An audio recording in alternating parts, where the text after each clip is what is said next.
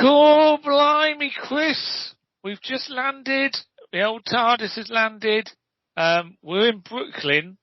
It seems kind of weird, like it's like a little bit more animated than usual. Chris, I'm moving at 12 frames a second as well. It looks really odd. I'm moving at multiple frames because I'm a British cool punky type kind of fella. Are you now? Okay. Yeah. Anyway, before we get into all that and why we're in Brooklyn, Paul's not here. Not here. Naughty. Is he not in the toilet? Well, I don't know. Have you checked? I tried shouting. Is him and Liberace, have they gone out on a little adventure? A day trip somewhere? I think they might be out. They might be out somewhere. That's ridiculous. Yeah, it's ridiculous. But he's not here. So, Chris, me and you, have got a perfect opportunity, now we're in Brooklyn, to talk about a little film that we've seen recently, Spider-Man Across the Spider-Verse. That's what it's called, is it? It is, yeah, it's Across the Spider-Verse. Yeah, that's what I thought it was called. It's the Spider-Verse 2. Yeah, Spider-Verse 2, 2A, I don't know how we're calling it, but Spider-Verse 2. So, we've been to see that film. Chris, just tell me, Chris, what's it all about? Yeah, so it follows on from the kind of surprising smash that was Into the Spider-Verse. It came out of the blue for me, that first one. And it did for a lot of people as well, I think. So this follows the story of Miles Morales as opposed to Peter Parker, and that was kind of an exciting change for a lot of people who've seen a lot of Peter Parker origin stories. So Into the Spider-Verse followed the origin of Miles Morales in a multiversal adventure, and this second film follows on pretty quickly after. A little time's passed. I think Miles has started to settle into his skin a little bit in the role of Spider-Man, but obviously things go wrong. As Spider-Man, he's juggling far too many responsibilities, and the cracks start to show, and that's kind of where we pick it up, really, for this film. Which I'm sure we'll go into our full comments, but for one word, it was a delight. This movie. Oh man, what I just love, and I love this the first film. I went and saw the first film. I knew I loved Miles Morales. I'd read all his appearances in the comics, but I had seen quite a few Spider-Verse type of things. There'd been a big Spider-Verse storyline by Dan Slott in the comics, and there'd been various bits where I've seen crossovers on like different animated cartoons, and I thought, I've seen this before I went in to see it. And then when I saw the first film, it was amazing, and I wasn't prepared for the animation style, just the absolute detail and design work, the really layered story, really well written, really, the characters were amazing, the acting was amazing. It was just, that film was brilliant. And then they announced, and it's by Miller and Lord, they wrote it, didn't they? They did, yeah. And produced Lego it. Movie, Cloudy with the Chance of Meatballs, those kind of, Yeah, so that good old chaps. And then obviously they announced the second one, and it's been 5 years since that first film. It's mad, isn't it? I couldn't believe it had been that long. Yeah. And this one, I mean, it's even better. I mean, like, the art, I mean, we go to different universes in this film, and every universe has its own design style, to meet and suit the nature of that universe. And, the way, I mean, what I loved about the first one was how they integrated the different characters from the different universes and still made it work.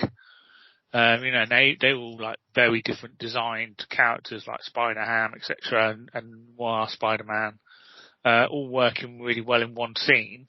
But this took it to another level and just, I love the way that they did Gwen's world and Spider-Punk's world. It was all just amazing. But the story in this, I think, is what really made this film. It was amazing visual feast. My eyes were like blowing up trying to watch it at the cinema. I mean, this is a film to see at the cinema, 100%. But the story was just bloody brilliant.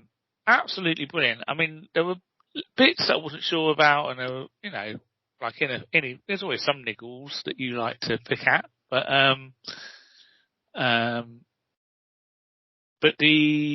which in general, I just absolutely loved it. I mean, the only disappointing thing is it is a two-parter, and obviously you don't get everything comes to a resolution in the first part of a story, but it wasn't a really horrible, wasn't just like, oh, it just stopped or anything, but yeah. No, I actually think when you talk about how spoilery are we getting with this review today? Are we I think largely spoiler-free, or I think going heavy? I think we've given everyone a little taste and a feel of what we thought of the film, and then we go mega spoilers. What do you reckon? Okay, all right. So we'll keep it high level for the next few minutes then. So so give me your non-spoiler thoughts on it. Well, I was just going to say, just on the ending, I really liked the cliffhanger type ending, and I'm sure people know this isn't giving anything away. That they'd announced 2 and 3, so we all knew another one was coming. And I don't know if I just hadn't seen that kind of,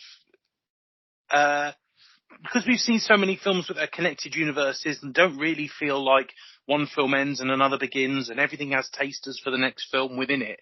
It was kind of refreshing just to get a normal cliffhanger ending, which I honestly don't know if I've seen for a while, where it was very much X, Y, Z happens, you go, and then the movie finishes. And I was like, oh, okay, that was different. A bit Infinity This was the Empire Strikes Back of Spider-Man films. It was. It very much was. And it did. It ended at a point where you went, everyone's in a crap place. Okay, fair enough. But yeah, so my general thoughts, I'd said to you at the beginning that I thought it was a delight. And I know that the first thing you can point to, and it is obviously the first thing you point to, is the animation style. You mentioned it. It's crazy to look at, and it's glorious, and it's so colourful, and you look like you could reach out and touch it and taste it, and it's kind of unbelievable, really, when you see it up on screen that people haven't really attempted that before, that we've become so rigid with art style in trying to make it look stylized or realistic that we kind of missed, the fact that you can experiment more with animation than you can with live action. And we do get an experiment on screen again, like we did with the first film. But even if you created this Spider-Man movie with the most bog standard art style, and it wasn't, genius and inventive and trailblazing, if it was just boring, normal drawings, it'd still win the Oscar for Best Animated Film, because the story is so good and so grounded in people and family and emotion. It's kind of a trope of Spider-Man that he has, he has to fight with his secret identity and how it affects his family when he does that.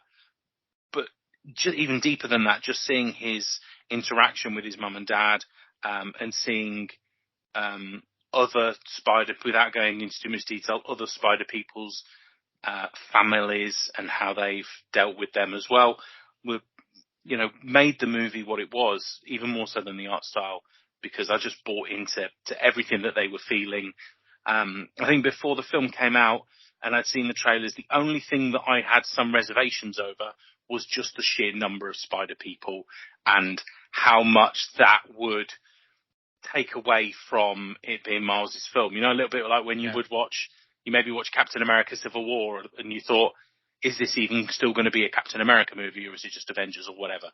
But it doesn't weigh it down, and it's still Miles's movie, and every plot point is driven by Miles and Miles alone.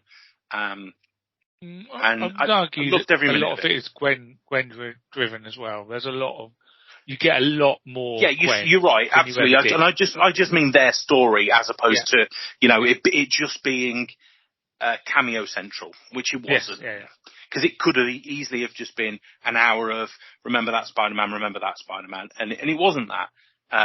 But you're right, Gwen had much more to do with it than it just being Miles. But yeah, loved it. Loved every minute of it. Yeah, it was so good, and I just I don't know. I mean, before we get into spoilers, in case anyone stops listening, I mean, the only nitpicks in it, wasn't overly keen on the way they're doing Spider-Man 2099. But having said that, I don't think this is the Spider-Man 2099, not the one that I would have read and grown up, because it is slightly different than how we've portrayed normally. So I think the tension and the conflicts needed for the film, though. Yes. Yeah. But in terms of characterization and the character that I sort of recognise, it's not really that character. But again, I think the other thing to say is that like the animation is brilliant, the story is brilliant, the voice artists are just absolutely knocked out of the park. I mean, they're the ones that have sold it to me. Perfectly cast. All of it, and it is a great cast as well, and they're all acting their socks off. And I mean, I don't know. I mean, you played the Miles Morales Spider-Man game as well. I mean, I just think it's just all. I know it's not the same Miles, but I don't know if you're a fan of that game, because like we got you got a really good touching story with Miles in that. You have. And I think it's really easy for you to connect the two, to be honest. Yeah. If I think of Miles, I think it's difficult because I haven't read the number of Miles Morales comics that you have. So they are my major sort of touchstones in that character. And I find it difficult to separate them sometimes. I'm happy considering it almost being one story, but I'm so lucky that we've got two really big Miles Morales properties at the moment. Yeah. I mean, this is the thing. I mean, what I also loved is I think they have let Miles grow up between the two films as well, and that was a big change in the comics. He was quite young when he started, and all of a sudden they jumped a few years, and he'd grown up quite a bit, and they've almost done that in this film. And it's difficult because I don't think they have aged that much, but they seem a lot older. He's definitely I don't think age has changed much, but you're right. The experience and he's a totally different person. Yeah. So good. So do I need to sound the spoiler klaxon? Yes, this time. Yeah, we will do that now. Yeah, we're definitely gonna. I mean, look, I'm not gonna go out and completely destroy it or tell you everything in it, but I think we can't not get into it without spoiling some bits. So, I just want to talk about some of the nicest moments that I found in the film. Yeah, man. And this is the thing. Also, what I liked about this film was there was a lot in it. There's a million things to spot and see, but it wasn't like, oh, here's a cameo. No, here's it wasn't. Cameo. It was all story-driven. I think everything in there was story-driven, but equally, it wasn't over the top. It wasn't like forced down your face. Like you saw flashes of things and connections. Like say, you saw the Spider-Man from the game. You saw clips from the films. Andrew Garfield and Tobey Maguire. Yeah. And Uncle Aaron from Homecoming. Yeah, exactly. So you still there. Yeah, so it's good. That's pretty cool. Anyway, tell me about some of your favourite bits then, Chris. We haven't even mentioned him yet, but how good was the Spot as the villain? He was absolutely brilliant. Genuine surprise. I thought he was just going to be a throwaway villain at the beginning. But they make fun of that all the way through it. But you're a Monster of the Week villain. You're nothing more than that.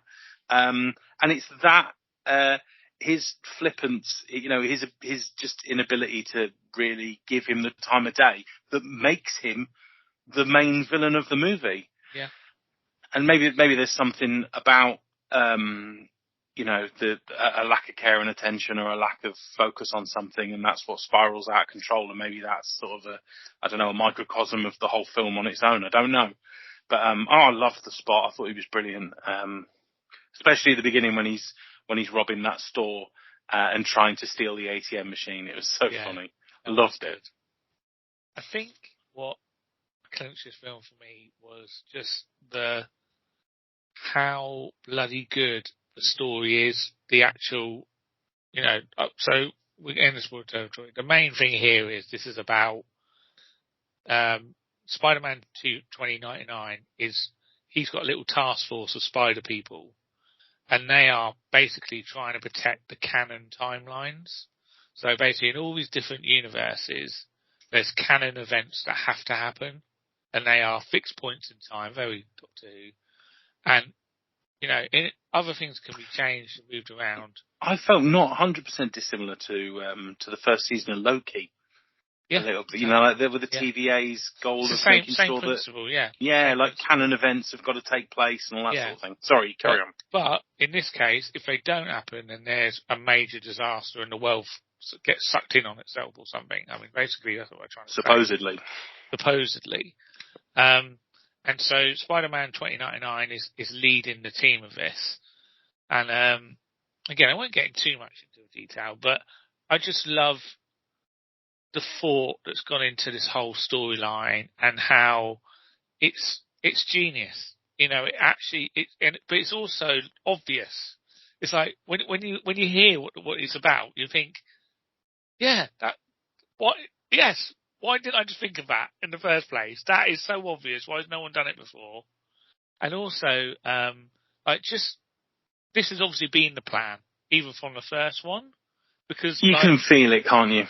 Yeah, and and I love this is a big spoiler, I guess.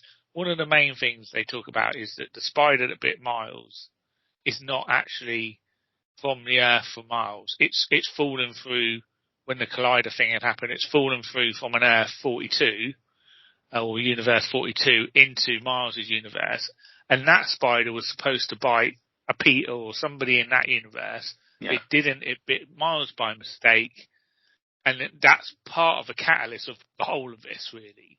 Yeah, and that Miles is the great anomaly within all of the Spider-Verse. Yeah, and obviously, we won't spoil what he'd done to mess things up, just in case anyone who's listened to us hasn't seen it. I don't want to ruin it completely, but... The spoiler klaxon sounded, Cole. Well, you can't be held responsible for people that are still listening after the spoiler klaxon. I just hate to ruin it for somebody. But, that's true. What I did love was the fact that even in that first film, now I think about it, the spider was glitching. And I'm thinking, it was, wasn't it? It's genius. I never even thought about it. But the spider was glitching, and obviously it had the number 42 on it, and that was not because it was the 42.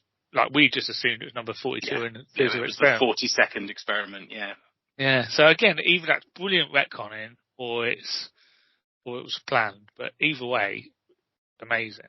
I just really love that. Little details. I agree. Yeah, and those details. And of course, make it. The amazing bit when all of the Spider-Men are pointing at each other. Oh yeah, it was so good, wasn't it? Who the bad Spider-Man is. All that whole universe almost full of Spider-Men pointing at each other. Oh, it was brilliant. But it was so good.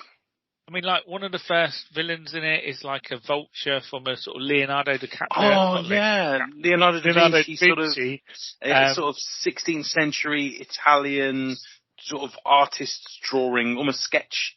Yeah, but even the way clever how it was brought to life. Yeah, he had bits of paper shooting out and stabbing them. It was just, I couldn't believe it. I was like, what is this? It's mad. It made me think of young Sherlock Holmes. Young Sherlock Holmes. He had the glass. Oh yes, with the stained glass window that comes to life. Yeah, it does feel like that. Yeah, it does. You're right.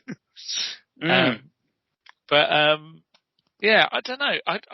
I'm really reluctant to spoil this film because it was genuinely good. But I mean, there's some brilliant bits with the family. I mean, I guess we've got to talk about the end. We've got to talk about the end, I guess. I think we've got to. But I will say before we get to the end, the cast of supporting characters that they introduce in this movie, and they are all introduced in this movie. You know, there's that the beauty of it was that it's not a repetition of, well, we've got Spider-Man Noir and we've got Spider-Ham and we've got this and we've got that. You know, there was like, well, you know, we've got an infinite universe of different Spider people, and we meet a whole new team. You know, that we get some detail of as well. Yeah. You know, we do get backstories on each of these people. I love the design of the Indian Spider-Man. I mean, they took that cat from the comics but completely redesigned him. He looks amazing. Oh, did they? Yeah, he was fantastic. And I was also going to pick on Spider-Punk as well. His artwork being it felt very like Gorillaz. You know, the Sex Pistols. And all that. Sex Pistols. It was very cool. Well, apparently he was animated in different speeds, like different parts of his body were animated. Absolutely, you could tell. And like I say, he was like a walking like collage. You know, it was amazing. But just before we get to the end, one more bit I wanted to point out. Yeah. The Lego Spider-Man segment. Yes. Amazing, and it's actual Lego. It's not computer generated. It's somebody. Was it done by a 14-year-old or something? A 14-year-old who on YouTube had done an Into the Spider-Verse trailer, a Lego version of the Into the Spider-Verse trailer, and they went on the next film. He did, that's him. Apparently they storyboarded it for him, and he just went off and did it. So amazing. Sorry, I'll let you get to the end now, but I just want to throw my bit into that. We can take our time. It was great. Don't need to rush to the end, but I feel out of breath. Okay. Before we get to the end, I'll talk about a bit more about Gwen. As I said, basically the film starts with Gwen, what's happened to Gwen, and actually that was really sort of sad. I wasn't really expecting that from the beginning. I mean, this film was not all laughs and fun, was it? No, it wasn't. There was some genuine hard. Yeah, hard bits to watch, really. I mean, it was no Guardians of the Galaxy 3, believe me. I wasn't crying the whole time, but no.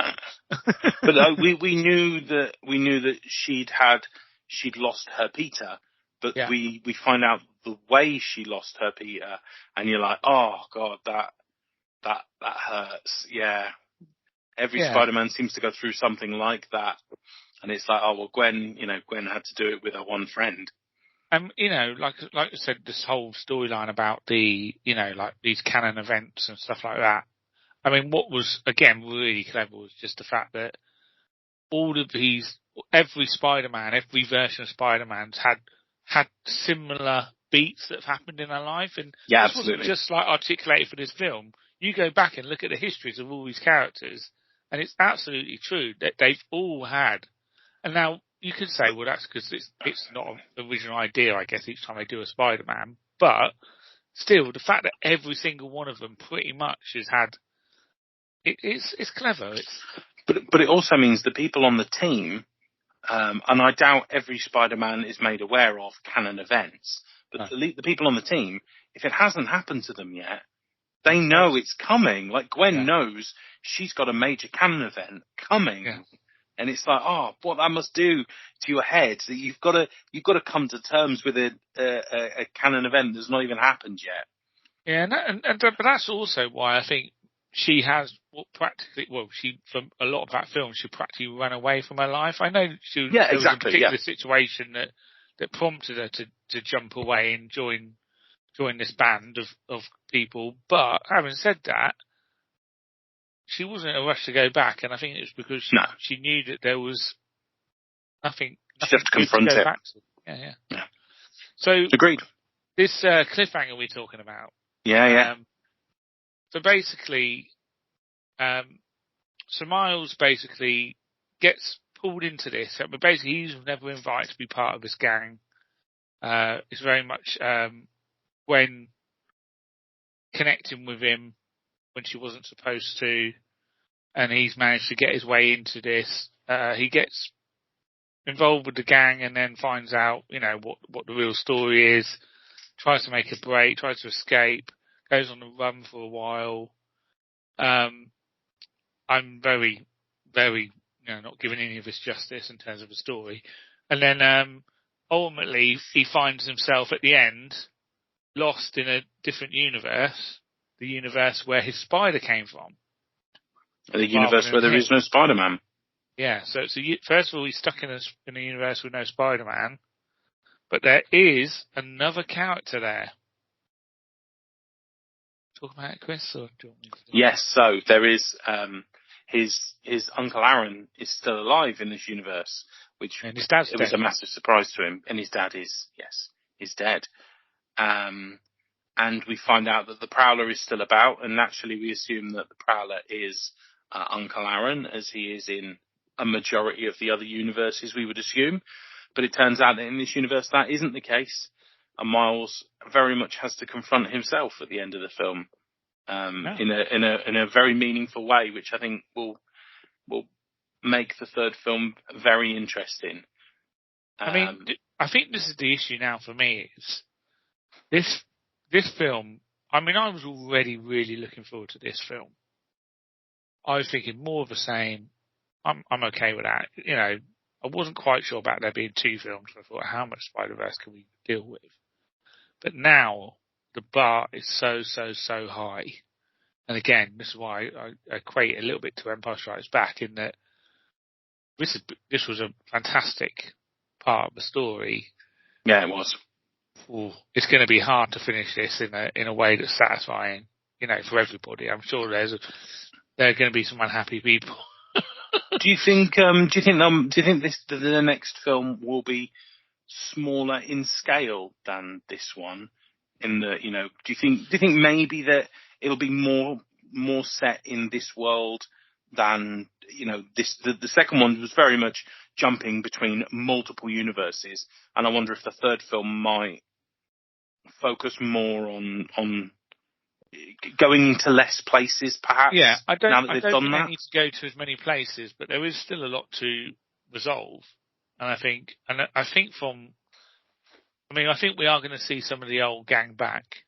But they teased that at the end, don't they? And I think this film could basically be the next film. Majority of it will probably be a chase film set in that one universe kind of thing. Because something else has got to happen. Because as it is, if they all go to that universe, it's very easy to resolve the situation. So there's got to be more to it, and I can't wait to find out what that is. Yeah. What I was going to ask you actually was, did he run out of web fluid at the end of the film, or does he not have his powers in this universe? I think he must have run out of web fluid, because his web fluid is made. It's not. It's man-made, isn't it? Yeah. Not part of his powers. I didn't know if it was them symbolising that in this new universe he does not have his Spider-Man powers, but then I don't know how that. I think he's just run out of. He just ran out of web fluid. That's but then he would. I don't know, because also he was captured, and normally his spider venom blast or his invisibility would kick in. Exactly. There wasn't that. I did like at the end how, we saw him begging one of the spider people to let him go, and they let him go, and you think, oh, that person is helping Miles out, but then when you see where he went and you play it back in your head and you go, oh, actually they knew where they were sending him the whole time, and it almost felt like it was the plan all along for Miles to jump. Yeah. So it's sorry, I'm probably giving way too much away, but it was great. Yeah, it was great. Good film. And Spider-Punk, his real name's Holby Brown, and that is Holby. That was it. Yeah, and that's actually one of the original Prowlers' names. Did you know that? Ah, okay. I want to know more. I want to know more about Andy Samberg's Spider-Man, the permanently angst-ridden Spider-Man. He was so funny. Is that who it was? Is that who it was? So that's basically imitating? Ben Reilly, the clone Spider-Man. Yeah. And he's so funny. Yeah, he basically is a mess. And again, in the comics, they've slightly evolved him, but he is a mess, that character. And it was very exaggerated then, was it? Yeah, but Scarlet it was so Spider, funny. Spider-Man. Yeah. That's it. Yeah, the Scarlet Spider. Yeah, it was so funny, that was.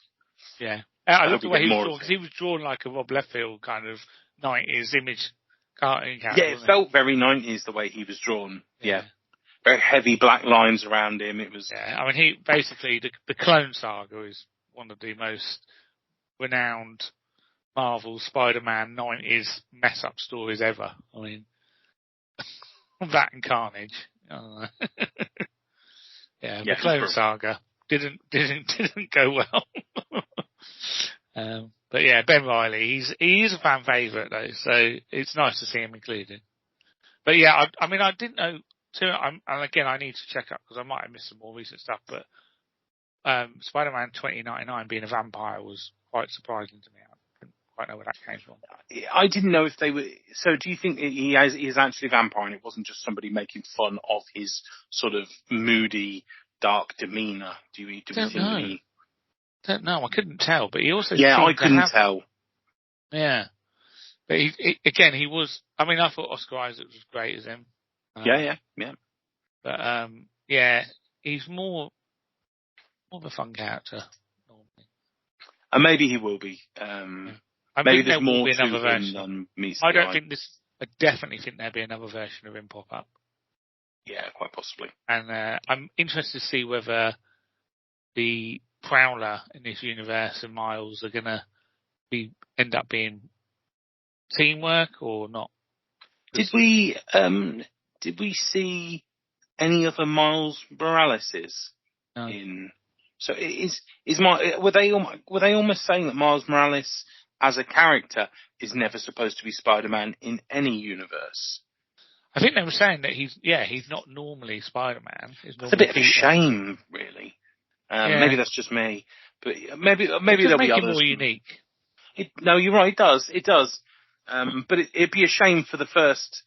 I don't want to get too political, but it'd be a shame for the first sort of Spider-Man of color to be an accident and not a bigger part of the Spider story. Yeah. I don't know. I mean, luckily there was plenty of other Spider people from different backgrounds. Definitely were, yeah. In there, so it wasn't like he was the only person. It wasn't a Peter Parker. You know what I mean? No, you're right. You're right. There were lots of other types. So yeah, I think the listeners can tell we enjoyed the film. Yeah, loved it. Loved it. Very good. Well, Chrissy, shall I tell you something else I've been doing? Go for it. I've been listening to some audiobooks. Do you know what audiobook I've been listening to? The Hungry Caterpillar. No, it's one I'm going to recommend very strongly to you, Christopher. Oh, why me specifically? Because I know you're a particular fan of Cal Kestis. I am a massive fan of Cal Kestis. And this book is called Star Wars Jedi Battle Scars, and it's by Sam Maggs. And it was narrated on Audible by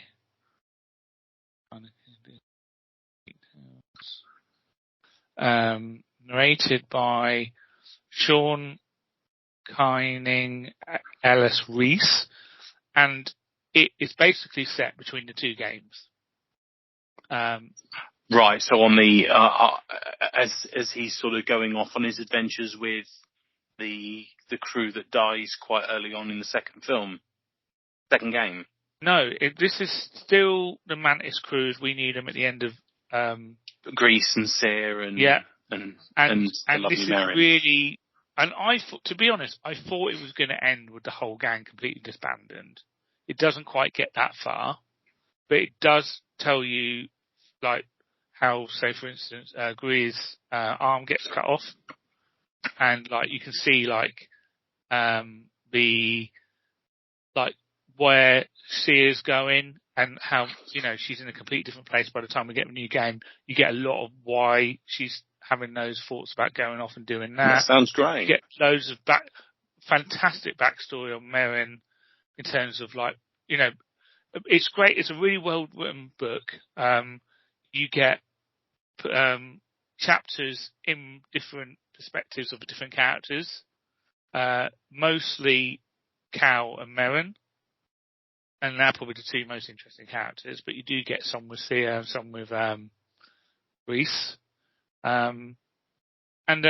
yeah, it's a really good, really fun book. It felt just like the game, and he's got the Sims, and he's got battles, and it's there's the Fifth Brothers in it.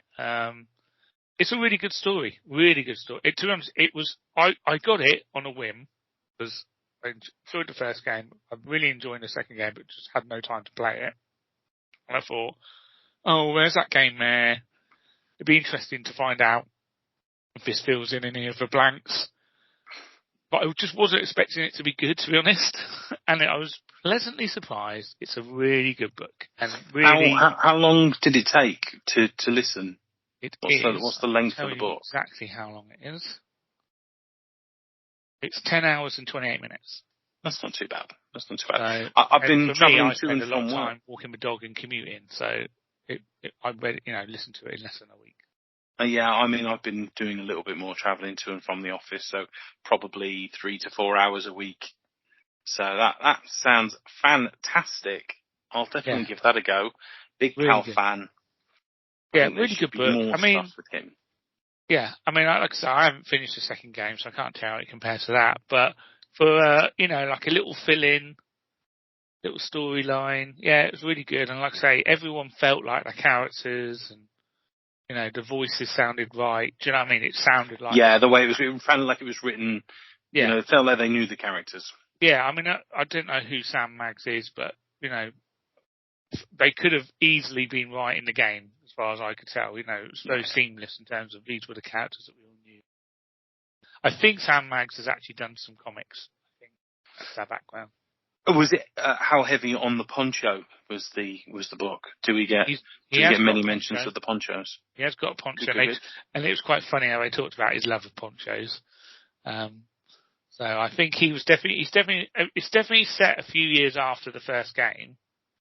So I think I don't know how many years is supposed to be between the two games, but this is definitely set a couple more years later than the first game.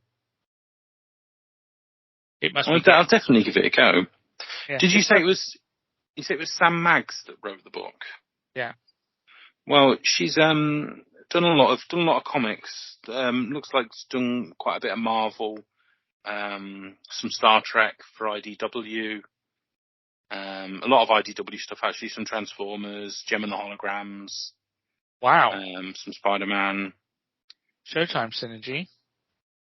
Absolutely. She's done a lot of video game stuff as well, but not Star Wars Jedi Survivor.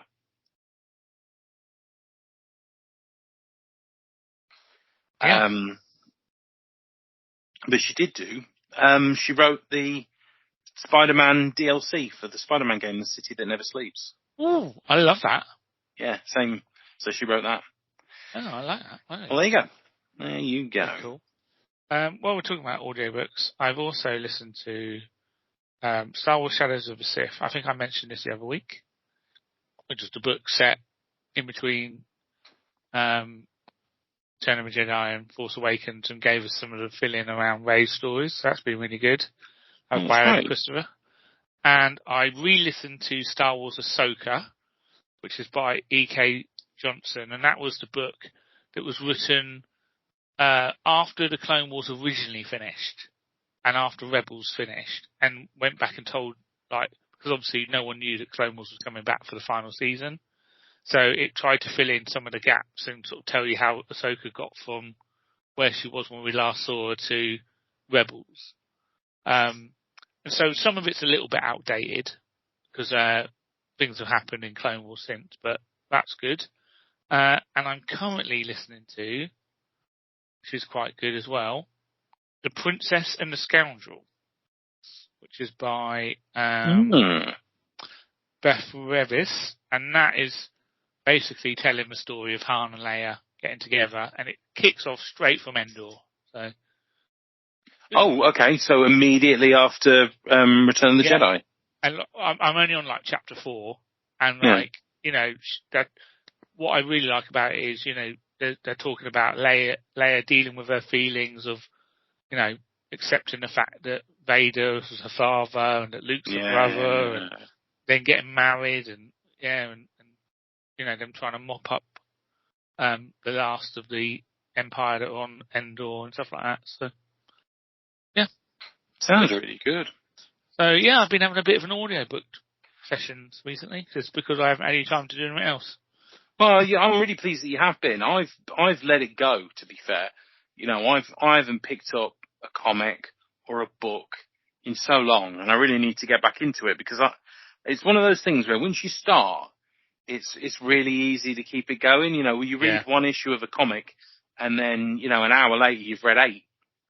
And then you pick it up the next day and the next day. You know how I was consuming Daredevil like it was air.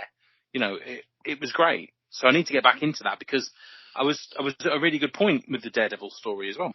Yeah, I'm really behind in my comic reading. I've just not had time to do anything and just focus on it. So this is why audiobooks have been fantastic, because I can do it while I'm doing other stuff.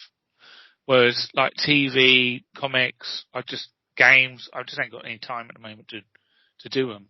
But audiobooks and podcasts I can fit in. Excellent. Perfect. Everyone loves a podcast. Everyone loves a podcast. Right. Anything else you'd like to talk about, Chrissy?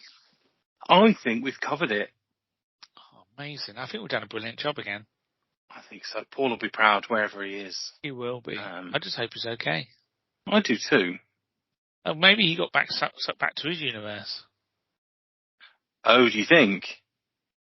Do you think there's an evil Paul in the other universe that he's in? I would have thought so. There's an evil Paul in our universe. Yeah. Well, those toilet universes, you never know where you're going to flush. No, exactly, yeah. Absolutely. Especially in my TARDIS. Those U-bend portals, they're dangerous. Yeah, crazy. Okay, well, what would you like to promote? Not a great deal this week. I would like to promote Geek Figure Fan on YouTube. I recently put up a video regarding my wish list for future Indiana Jones Adventure Series figures. So if that is of interest to you, go and have a watch. But other than that, that's it from me. Amazing.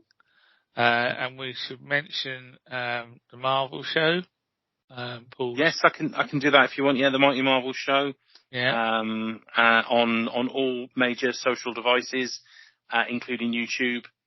Paul's been putting out. You should go and watch Paul's video of the new diorama that he's just got. It's kind of amazing. Jay. Yeah, our friend Jay has done that, and he's got some talent. Yeah, he's got some talent. He's a talented boy, that Jay. And then talking about talent, I do say so myself. Such a good segue.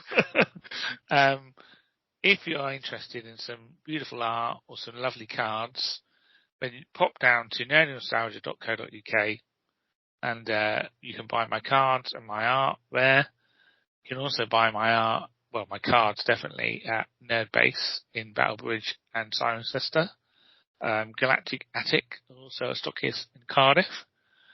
And you can also, and this is exciting, see me in person at London Film and Comic Con. I think it's the 6th and 7th of July. It is worth the entry fee for that alone. It is. So that's very exciting. I've got a table there, so you can see me in Artist Alley. Are you there for the 3 days? All 3 days I'm there. 3 days. Going to be very tired, Colin, by the end of that. You are. But exciting news, they've got a load of new guests. So I was already excited about hanging out and trying to meet maybe Dolph Lundgren. I was obviously excited about seeing Chris and trying to get Ernie Hudson's autograph. He's not cancelled yet. But the big one for me, Tamara Morrison has just been announced. He has, yeah, he has. Himself, or the cloned himself, or Django Fett. So I've got a photo with him. So he's Captain Rex, I think. I think that's all he is, isn't he? He's all of them. So it's put more pressure on me, because now I've got to draw a bloody Boba Fett picture. Oh, mate, they'll sell like gold dust. And clones, possibly. And I've also got to make a costume now because I remember the photo done.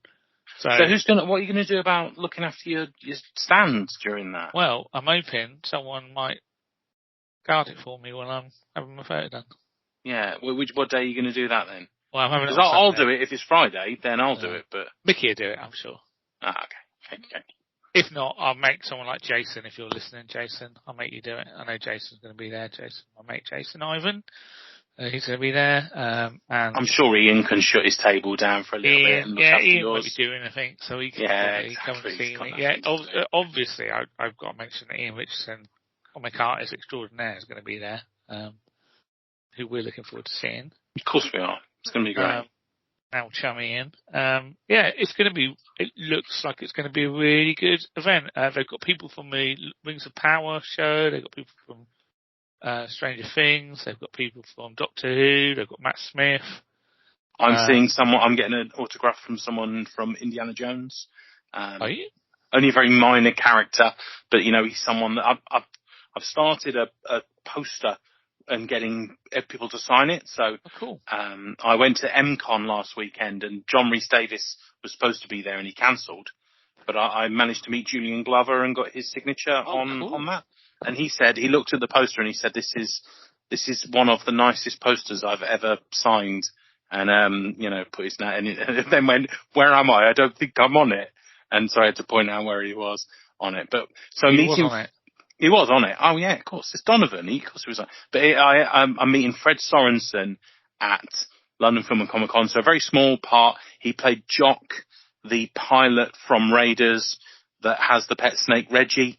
Oh right. The guy who flies the plane. Yeah. He is a professional pilot. So that's the reason that he was. And does he have a snake? Brought in. I'm going to have to ask him whether he has a pet snake Reggie or whether he did have a pet snake Reggie at the time. But yeah, so that's all I mean. I would, God no. I hope there's more, but Indiana Jones is one of those things actually where it feels like maybe because it's so long ago, I've probably picked a really difficult franchise to get autographs for now. I mean, there is a film coming out now, and there was a film in 2008, but yeah, the rest of them. Oh, can I also say one thing? Can I say one thing before we finish? So it came up on my Facebook, and I think it's absolutely bonkers that in 1989, we got Michael Keaton as Batman, we got Harrison Ford returning as Indiana Jones in a sequel, and we got the original cast of Ghostbusters coming back for a sequel.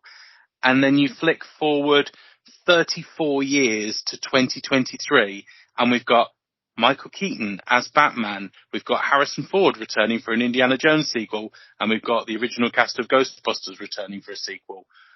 How mad is that is, after all those years, that those sort of three things, three of the biggest blockbusters in 1989 are all getting some sort of, revival or resurgence, or at least characters from those films are in 2023.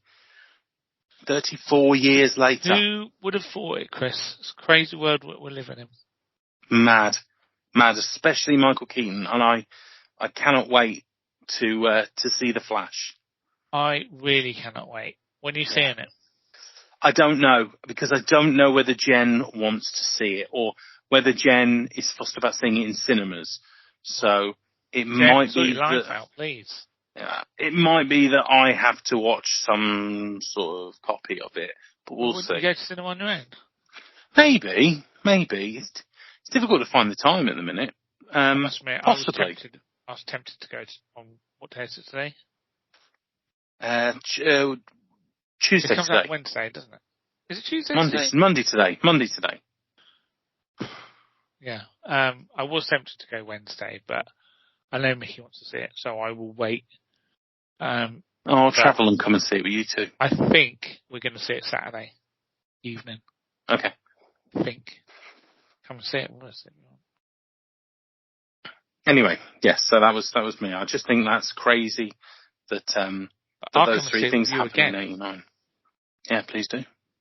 In fact, I think I'm going to see this film a couple of times at cinema. as long as it's good, I'll see it again. Been burned before with DC, but I can't wait to see Michael Keaton back as Batman. And Kara as well. I just want to see it all. It all looks good. Yeah, it does. Right. Okay, everyone. I've been fantastic. You've been fantastic. Punch it, Chewy. Geronimo. I don't want to go. Sashay away. Showtime Synergy. This is the way. Make it so. Engage. Let's fly. Oh, Stranger Worlds is back this week as well. Woo! Nice.